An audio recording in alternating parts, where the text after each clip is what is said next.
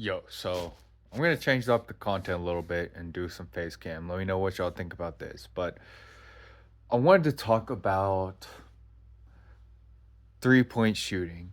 And there's been a lot of people in the media and in comments saying 3-point shooting is destroying the game. Trust me, that is not so, but that's another video. I want to talk about Shea Alexander and Bam changing their game to now begin shooting threes. Bam is at like 33% on the year. I can't remember how much what Shea is at, but just by think of his games, I'm gonna guess about the same, maybe uh, uh, about the same, whatever. So we're gonna say low 30% 3-point shooters, both of them. I think that is excellent. In the modern NBA, I think you at least have to take threes. And the reason is you keep the defense honest, okay?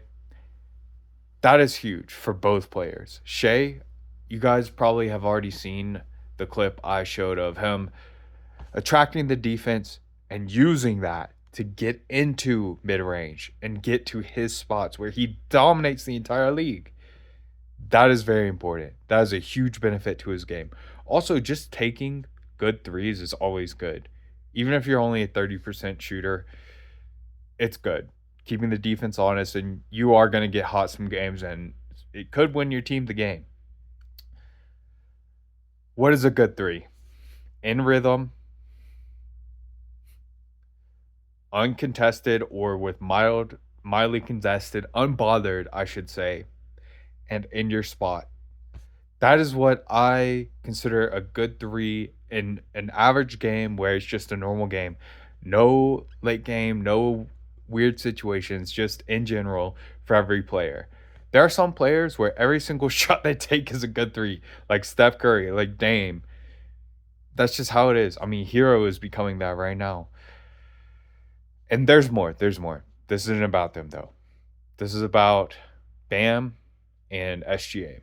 So SGA, it's excellent. He's taking threes. My worry for him, he's not really taking the best quality 3-point shots right now. I would say at least half of the threes he takes are not good threes for him.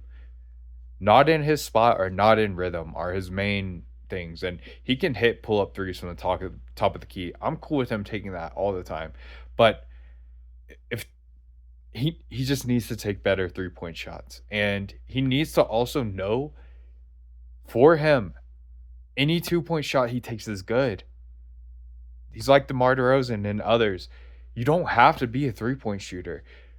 I'm going to do the numbers. I'm going to do a why 3-point shooting is not the problem with the NBA and also compare 2-point to 3-point efficiency and show you why. Um, Statistically, it is good to take threes just to win games, but you don't have to. Every player is different. Not every player fits the same mold. As an NBA player and in anything in life, you take what is given. You take the best opportunity you have and you make the best of it. That applies to basketball with shot selection, apparently. Get to your places, take your best shots, not what's best for the league, what's best for you. And I think Shea has lost that a little bit, and it's sad because he's forcing threes right now, and maybe my fear with that is that Shea might mess up his shot a little bit because he he's that guy from mid and close range. He is so wet, it's crazy. His shot is beautiful. In the MLB during the home run derby, some players literally fuck up their swing during the home run derby, and it takes a while if it ever comes back. A while or ever. It, a while or if ever, Jesus Christ. So I kind of fear with Shea chucking up all these threes and making micro adjustments to his shot. It's a little bit scary to me. That is a complete completely unbased, I would say. My only basis from it is the fear from the home run derby and athletes in general, um, changing that game and fucking shit up mentally. But also these past couple games, he's been off from two, both the Heat game and versus the Bucks. He's missed a lot of shots that are usually automatic for him. I've been very surprised. So that's my fear for him. Does that have any basis? Probably not, but just just something to think about. Um, and also I think as long as he takes good shots, it's gonna be fine. It's not gonna fuck up his form, but forcing these shots, you do have to alter your shot to get some shots off if you're forcing from three, for damn sure. So just food for thought. I wouldn't worry about that. I don't think that's gonna happen. Just food for thought. Okay, so Bam. This is quite interesting. Bam just got his 206th double double, I think, finally in second place on in the Heat franchise history. With him taking threes, I think every big in the NBA needs to be able to take threes. When other opponent bigs can sag off you on defense, it fucks shit up. You're just clogging the lane up for no reason in the 3 point era, and it's just making it even harder for you. I think that's one of the reasons Ant Man is taking so many threes right now, because the lane is fucking clogged up with that dumb fuck Rudy Gobert. That's been such a struggle to watch. Let me get back to the video.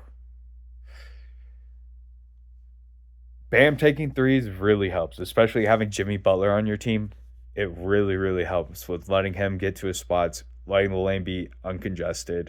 It's a huge W for Bam doing that, especially if he keeps hitting them at 33% or better. Big time W. My worry is I see him so many times now just camping in the corner instead of going for rebounds. That is, I'm not sure if that's going to be a net positive for the Heat. As good as it is to bring opponent bigs out, getting Bam Adebayo off of the offensive boards, that's a no to me, man. Like, I want Bam crashing every single time. I don't give a fuck. That's, I think, one of Bam's better assets in his entire game is the dude is a machine. He is in some of the best shape you can be at 7 feet tall, basically, 6'10", whatever he is. He can run all day. So do that. Make that an advantage. Get cheap shit, if some people would call it. I saw it get intelligent shit. You're being intelligent. You're using your skill set to your advantage. Notice the similarity in both these cases. Use your skill set to your advantage. That is so important. And especially at this level where everybody is so good, you have to do what you do best to stand out. So we'll see. Again, just food for thought. I have seen Bam on the rebounds less. I'm not sure what his numbers are.